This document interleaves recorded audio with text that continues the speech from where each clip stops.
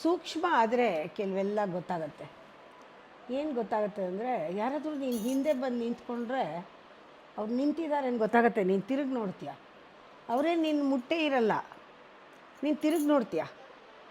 ಯಾರಾದರೂ ಎದುರುಗಡೆ ನಿಂತ್ಕೊಂಡು ಎಕ್ಸಾಕ್ಟ್ಲಿ ನಿನ್ನ ಸ್ಟೇರ್ ಮಾಡಿದ್ರೆ ಯು ಫೀಲ್ ದೆಮ್. ಸೂಕ್ಷ್ಮ ಆದರೆ ಮಾತ್ರ ನಿಮಗೆ ಗೊತ್ತಾಗತ್ತೆ, ಯು ಫೀಲ್ ದೆಮ್. ಅದು ಕಾನ್ಸ್ಟೆಂಟಾಗಿ ಕಾನ್ಷಿಯಸ್ ಆಗಿ ಅವರು ನೋಡೋಕ್ಕೆ ಶುರು ಮಾಡಿದ್ರೆ that you can feel that vibration. ಅವ್ರ ಕಣ್ಣಿಂದ ವೈಬ್ರೇಷನ್ ಬರುತ್ತೆ, ಅದು ಗೊತ್ತಾಗತ್ತೆ.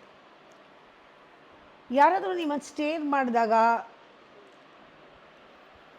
ಅವ್ರದ್ದು ಒಂದು ಚಾರ್ಜ್, ಅದು ಒಂಥರ ಪವರ್ಫುಲ್ ಚಾರ್ಜ್ ಕಳಿಸ್ತಾ ಇದ್ದಾರೆ ಅಂತ. ಅದರಲ್ಲೂ ಗುರುಗಳು ಕಣ್ಣಲ್ಲಿ ನೋಡಿದಾಗ ಯು ಕ್ಯಾನ್ ರಿಯಲಿ ಚಾರ್ಜ್ ಆಗ್ತೀರ, ಆ ಥರ ಶಕ್ತಿ ಬರುತ್ತೆ. ಅದು ಇಮ್ಮಿಡಿಯೇಟಾಗಿ ನಿನ್ನ ಬ್ರೈನ್ಗೆ ಅದು ಫೀಲ್ ಆಗುತ್ತೆ. ಯು ಫೀಲ್ ದಟ್ ಸಮಥಿಂಗ್ ನಿನಗೆ ಒಂದು ರೀತಿ ಆ ಕಾನ್ಷಿಯಸ್ನೆಸ್ನಲ್ಲಿ ಒಂದು ವಿಸ್ತೀರ್ಣತೆ. You feel that you are ವಿಶಾಲ ಆಗ್ತೀಯ, ನಿನ್ನ ಕಾನ್ಷಿಯಸ್ನೆಸ್ಸು ಅರಳತ್ತೆ. ಕಂಟಿನ್ಯೂಯಸ್ ಫ್ಲೋ ಇರುತ್ತೆ, ನಿನಗೂ ಅವ್ರಿಗೂ ಎನರ್ಜಿ ಫ್ಲೋ ಇರುತ್ತೆ.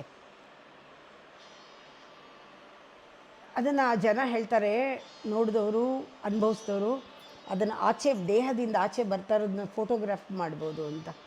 ಅಷ್ಟು ಪವರ್ಫುಲ್ಲಾಗಿರುತ್ತೆ, ಅದು ಬಾಡಿಯಿಂದ ಹೊರಗಡೆ ಬರೋದು ಕಾಣಿಸುತ್ತೆ. ಅದಕ್ಕೆ ನಾವು ಹೇಳೋದು ಯಾವಾಗಲೂ ವೈಬ್ರೇಷನ್ನು ಫೀಲ್ ಮಾಡೋಕ್ಕೂ ಒಂದು ಯೋಗ್ಯತೆ ಬೇಕು. ಅಂಥವ್ರ ಎದುರುಗಡೆ ನಿಂತ್ಕೊಳ್ಳೋಕ್ಕೂ ಯೋಗ್ಯತೆ ಬೇಕು, ಅಂಥವ್ರ ಹಿಂದೆ ನಿಂತ್ಕೊಳ್ಳೋಕ್ಕೂ ಯೋಗ್ಯತೆ ಬೇಕು, ಅಂಥವ್ರ ನೆರಳಲ್ಲಿ ಹೋಗೋಕ್ಕೂ ಯೋಗ್ಯತೆ ಬೇಕು. ಸುಮ್ಮನೆ ಯಾರಂದ್ರೆ ಅವ್ರು ಬಂದು ಎಕ್ಸ್ಪೆಕ್ಟ್ ಮಾಡಿದ್ರೆ ಅದು ಅನುಭವಕ್ಕೆ ಬರಲ್ಲ. ಅದಕ್ಕೊಂದು ಯೋಗ್ಯತೆ ಇದ್ದರೆ ಮಾತ್ರ ಅದನ್ನು ಫೀಲ್ ಮಾಡೋಕ್ಕೆ ಸಾಧ್ಯ.